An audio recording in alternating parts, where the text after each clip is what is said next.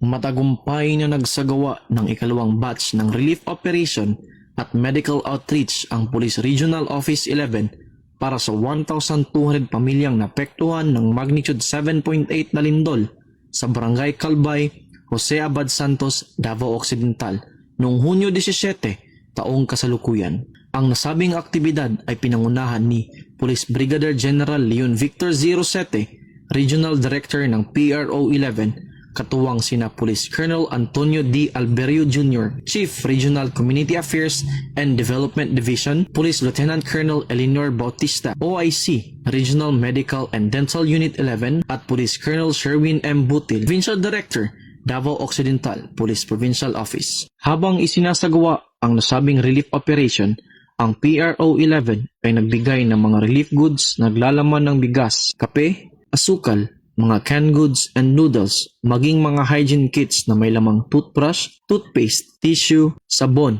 at mga sanitary napkins. Meron ding ipinamahagi na libreng lugaw o arroz-galdo ang PRO 11 alinsunod sa programa ni Police Brigadier General Rosete na tinawag na Libreng Palugaw sa Katawhan.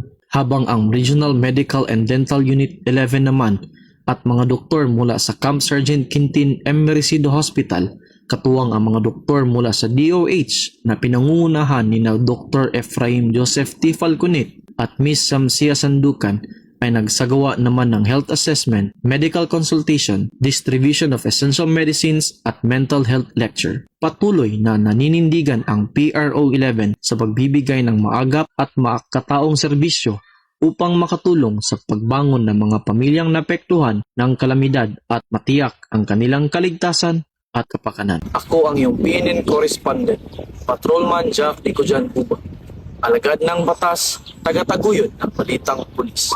Ito ang bagong PNP para sa bagong Pilipinas. Serbisyong mabilis, tapat at nararamdaman.